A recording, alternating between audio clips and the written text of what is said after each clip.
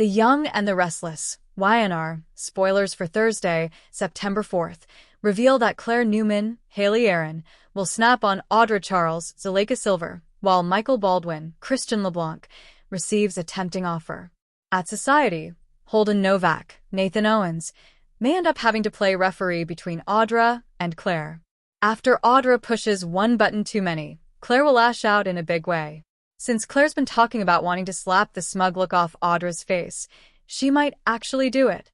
Claire will indeed let her temper boil over somehow, so she might deliver a soapy slap that gets the whole restaurant's attention. Over with Michael, he'll get updates on an interesting new opportunity. Michael walked away from Victor Newman, Eric Braeden, because of his efforts to destroy Jabot, but will Victor try to lure his former attorney back into his web? Since Victor is even more determined to ruin Jack Abbott, Peter Bergman, and blow things up at his family business, working out an agreement with Michael would be difficult. Instead, Michael may get a different offer, perhaps one that involves helping Kane Ashby, Billy Flynn, wiggle out of the Victor mess he's stuck in. Then again, Jack might recruit Michael for Jabot's team instead and consider him a great tool to have against Victor. Diane Jenkins Abbott, Susan Walters, pointed out that no one knows Victor's mind like Jack does, but Michael might be the one person who comes close.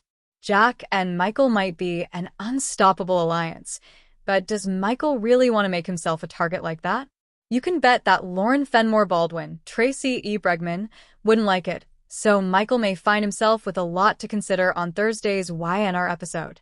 At the ranch, Nikki Newman, Melody Thomas Scott, will find herself a few steps ahead of Victor for once.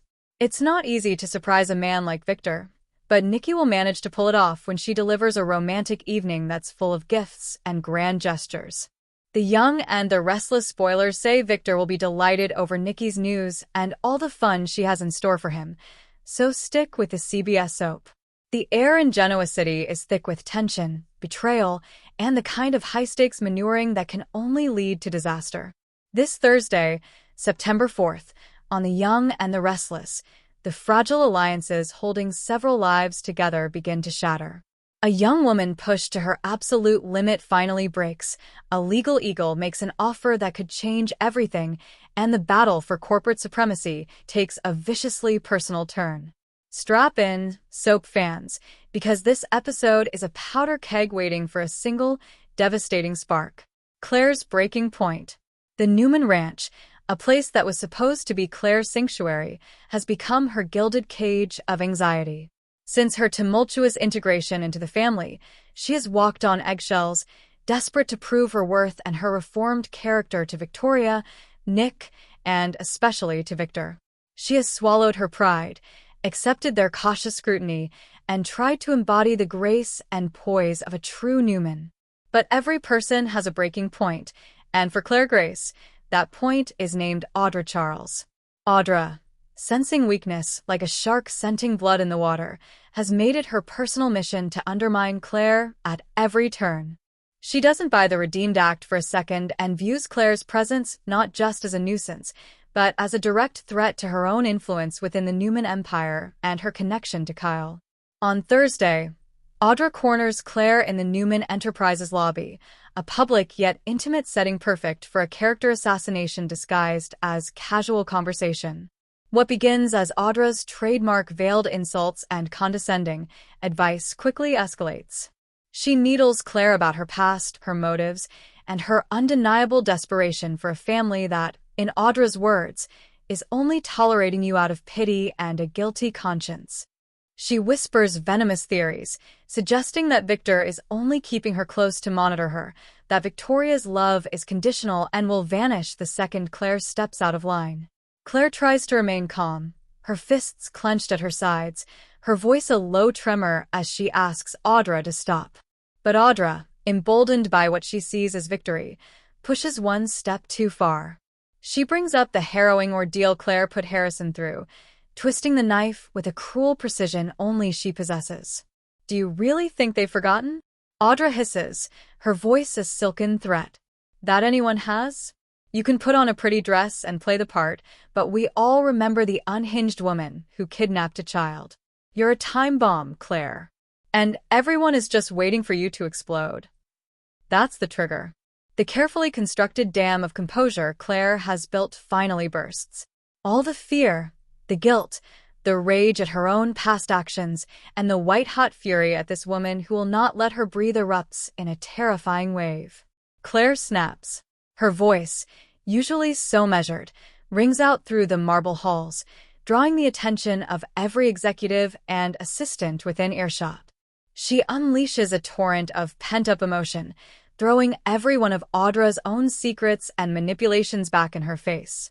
She screams about Audra's scheming with Tucker, her pathetic attempts to seduce Kyle away from a marriage she herself destroyed, and her transparent hunger for power that everyone sees but no one respects.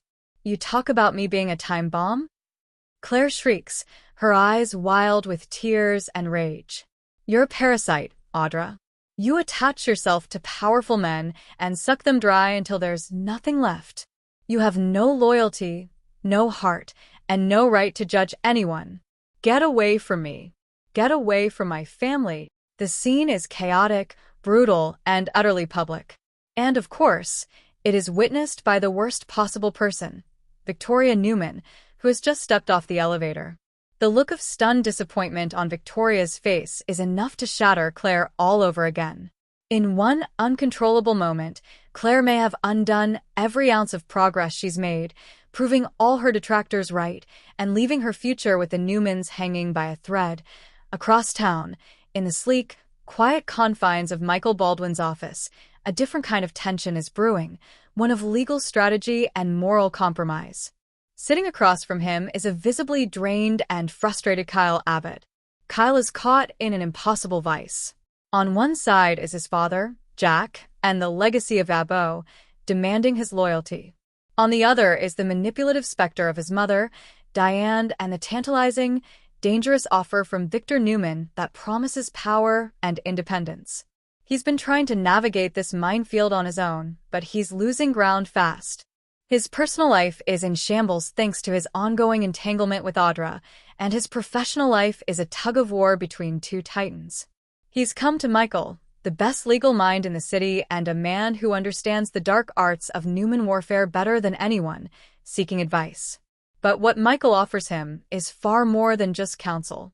After listening to Kyle's predicament, Michael leans forward, his expression grave, but his eyes sharp with strategic calculation. "Kyle, you're thinking like a pawn when you need to start thinking like a king," he says. "You're letting them dictate the terms of your life. Jack expects your blind loyalty. Victor expects your grateful submission. What do you want?"